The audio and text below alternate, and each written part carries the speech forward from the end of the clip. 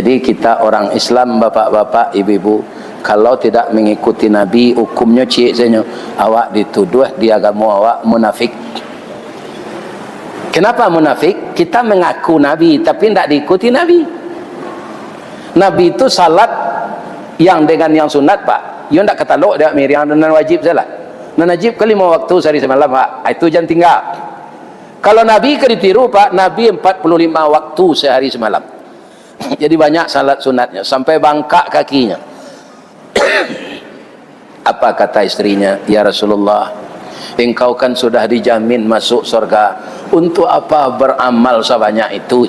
Karena prihatin dengan suaminya. Kalau kawak datang orang muda itu, oh Ristawardi, kamu sudah dijamin masuk surga, jangan banyak-banyak nak salat sunat lain. Okey, malaikat besok ambojo salat subuh ndak satu leh. Tapi Nabi tidak, semakin dijamin semakin banyak ibadahnya. Itu Rasulullah.